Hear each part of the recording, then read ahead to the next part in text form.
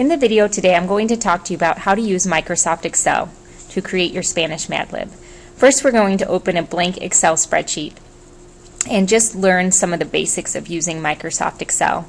Then we will create a smaller version of the example you worked on in the lab last week when you came in and put in your own words and saw how that story was created. And then from there, you're going to be able to work on creating your personal Madlib in Excel. If you could go ahead and open up Microsoft Excel, you'll have to come down to the Start button. If Microsoft Excel is not in your most recently used items here, you can go ahead and search for the program.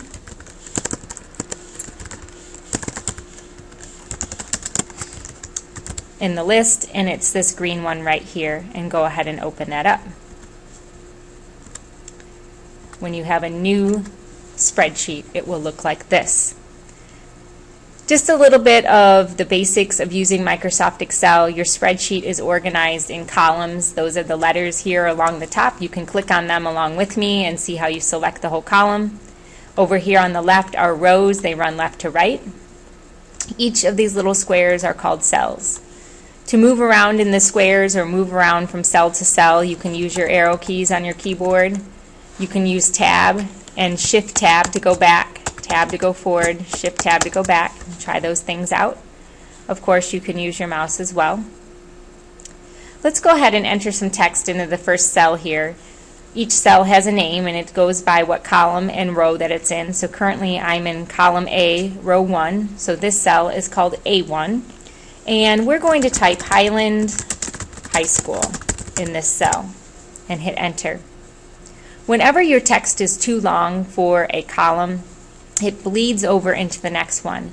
This may be something you have to deal with your legend today. To resize a column, you'll take your mouse and put it between the two columns at the top. You'll get a double-headed arrow, and you can just double-click on that, and it will resize that column to the longest line. If you don't like the double-click, you can also just click and drag to resize those columns automatically. You can use that same trick over here with the rows to resize them up and down if needed. Okay. Down at the bottom, you'll notice you have 3 sheet tabs by default. If you needed more sheets, there is an Insert Worksheet tab here that you could add more. If you don't need all of them, you can go ahead and delete them. And for your Spanish Madlib, you will only need 2. So I'm going to right-click on sheet 3 and delete that one. You can also rename these sheet tabs so that they are, so they have more explanation of what they are. So we'll go ahead and double-click on the word sheet 1 down here at the bottom, and we are going to write questions down here at the bottom. And on sheet 2, let's double-click here, and we are going to rename that Spanish Madlib.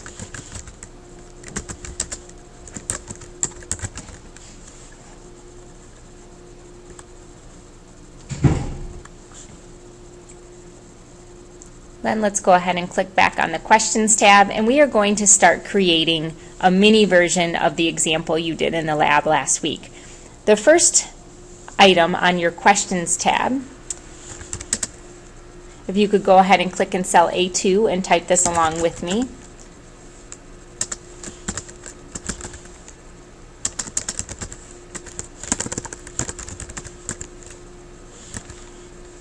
Not a name, proper noun.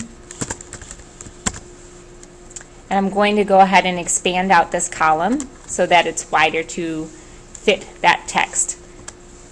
In the next cell over, we're going to use the Borders button to add a place for where people are going to type their answers in. The Borders button is here on the top. I'm going to choose Bottom Border.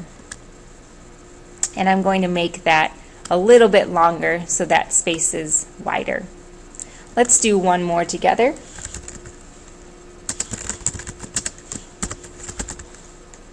Not a name, proper noun. And again, I'm going to expand that column and add a bottom border on the cell to the right. Okay, and you will continue with yours. I believe you have to have 10 questions on this tab. So you will continue down the page with those. Now, to make your story work, we have to go to the other page. And on Spanish Madlib here, you'll click over here, and this is where you're going to begin to type your story. I'm going to type in the first couple things from your example. If you could go ahead and type those along with me, that would be great.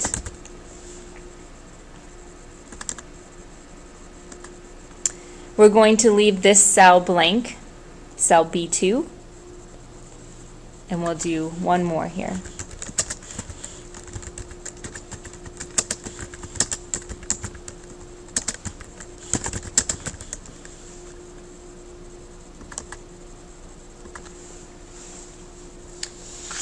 There was an example or two in here that required a accent mark. The I in this word, when that happens, you can use a symbol to insert that accent mark. So I'm going to go back here and I'm going to delete out that I, and I'm going to go to the Insert tab here at the top on my ribbon, all the way over to Symbols. Symbols can be very overwhelming because there's so many options. If you look in your drop down, you have all these different fonts and they have different things available in there. The one that I'm under is called Calibri, so if yours is not on that list, you can go ahead and choose that. Over here to the right, there's a subset, and you can click on the drop down and look at your options there. Under Latin 1 supplement, that is where I found mine. You can find them in other ones as well, but we'll just start with that one. And you can see there are some words here with accent marks. I'm going to go ahead and choose the I with the accent mark and choose Insert and Close.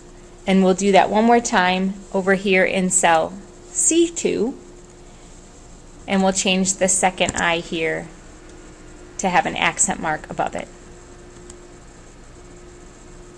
And mine showed up in the recently used down here at the bottom, and I'll do that and close. Almost finished. So how do we get the Spanish Madlib to work? How do we get the information from our questions to show up here on the second tab and fill in our story? It's all about linking that information. So in cell B2, we want that information to link back to what is in our cell on the other page. To do that, all you do is type an equal sign and then go and click on the cell that you want it to link to. So I'm going to go over to the Questions tab and I'm going to click on cell B2. You can look up here in my formula bar and see that it's saying it's equaling the Questions sheet tab, cell B2, and hit Enter on your keyboard, and it will take you back to the other page where that information is linked. We can do that one more time over here. We're going to type equals, go over to Questions, and this time we're going to say that it is in cell B3. We're going to click there and hit Enter. And now that information is linked. Let's try it out. Over here under Questions, we can click in cell B2, and you can put whatever you want to try in there. I'm just going to put my name because I'm not very good at Spanish. I'm just going to put Mrs. Jansen and show you when I move over now to my second tab that I should see Mrs. Jansen in this blank.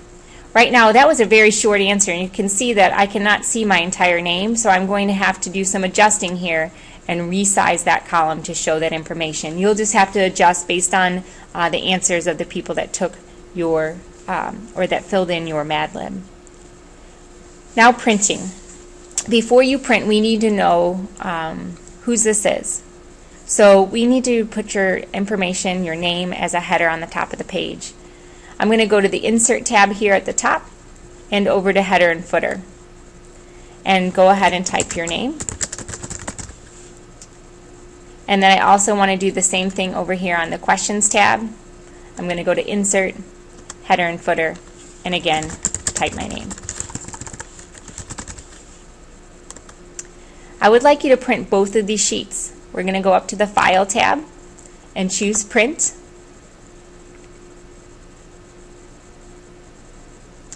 And you can see that your name is listed here at the top as the header, and you can see the example from the video. If you need to make some adjustments, this may be more likely on the second sheet tab. You can change your orientation of your page if you need to change it to landscape so it's longer that way. You can also go ahead and choose a scaling. If you need to force it to fit on one page, you can choose fit sheet on one page if those things are needed. And you can go ahead and find my copier in this room. It's Lab 228 copier, and click on print. Then go back to the home tab, and we're going to print your other sheet, the Spanish Madlib. You're going to go back to file, choose print, take a look at your sheet. If you need to make those adjustments on changing it to landscape orientation, you can go ahead and do that.